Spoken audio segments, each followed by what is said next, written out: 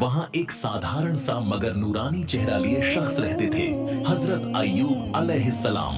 लंबे कद के, गहरी निगाहों वाले, सफेद लिबास में लिपटे हुए, और उनके चेहरे पर हमेशा सुकून भरी मुस्कान रहती। उनके पास अनगिनत दौलतें थीं, बेशुमार मवेशी, खेती और नेक बीवी रहीमा, जिनकी आंखों में मोहब्बत और वफादारी साफ झलकती। उनके कई नेक और आज्ञाकारी बच्चे थे, मगर वो फख्र नहीं करते थे।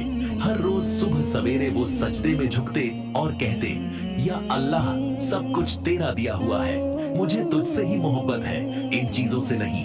सीन 2, इम्तिहान की शुरुआत। एक दिन शैतान ने अल्लाह से कहा, अय्यूब तुझसे इसलिए मोहब्बत करता है क्योंकि तूने उसे सब कुछ दिया है। अगर तू उससे सब कुछ छीन ले तो देख, वो तुझे छोड़ देगा।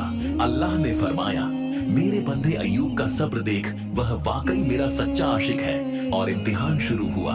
एक एक करके उनकी सारी दौलत, मवेशी, खेत और मकान जल गए या तबाह हो गए। उनके बच्चे एक हादसे में शहीद हो गए।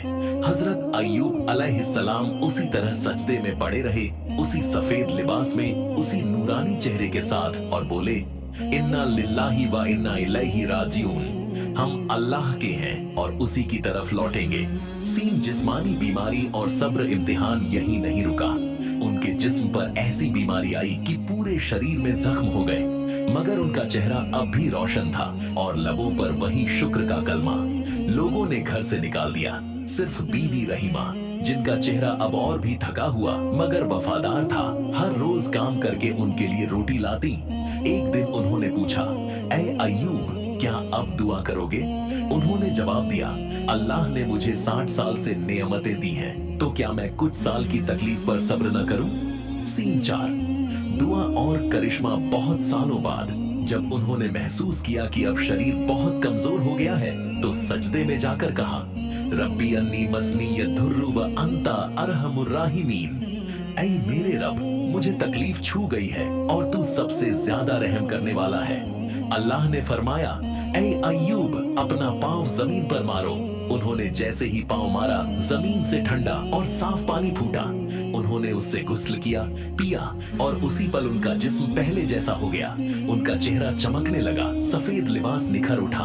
अल्लाह ने न सिर्फ उनकी सेहत लौटाई, बल्कि पहले से दोगुनी नेमतें दी। बच्चे भी लौट आए, दौलत भी।